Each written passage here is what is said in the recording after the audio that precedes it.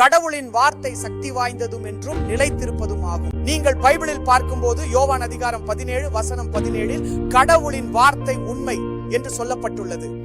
நம்மில் பலர் நம் வாழ்க்கையில் பல போராட்டங்களை எதிர்கொள்கிறோம். அந்த போராட்டங்களை எப்படி தாண்டுவது என்று தெரியாமல் இருக்கிறோம். ஆனால் நான் உங்களிடம் சொல்ல விரும்புகிறேன், உங்கள் வாழ்க்கையில் கடவுளின் வார்த்தை இருந்தால் நீங்கள் சந்திக்கும் ஒவ்வொரு போரையும் கடவுளின் வார்த்தையின் மூலம் வெல்ல முடியும். ஏனெனில் பைபிளில் எபிரேயர் அதிகாரம் 4 வசனம் 12 கடவுளின் வார்த்தை உயிரோடும் செயல்பாடும் கொண்டது, அது இரு முனைப்பட்ட வாளை போலும் உள்ளது என்று சொல்லப்பட்டுள்ளது. உங்களிடம் கடவுளின் வார்த்தை இருந்தால் நீங்கள் உங்கள் பிரச்சனைகளிடம் பேசலாம், உங்கள் மலைக்கே கடவுளின் வார்த்தையின் மூலம் பேசலாம். மேலும் ஒவ்வொரு பிரச்சனையையும் நீங்கள் வெல்ல முடியும். ஏனெனில் கடவுளின் வார்த்தை உயிரோடும் செயல்பாடும் கொண்டது, அது இரு முனைப்பட்ட வாளை போலும் உள்ளது. நீங்கள் உங்கள் மனதாலும் உங்கள் உடலாலும் அல்லது உங்கள் கைகளாலும் இந்த போராட்டத்தை எதிர்க்க முடியாது என்று நான் சொல்கிறேன். ஆனால் நீங்கள் உங்கள் நம்பிக்கையை கடவுளின் வார்த்தையில் வைக்க வேண்டும்.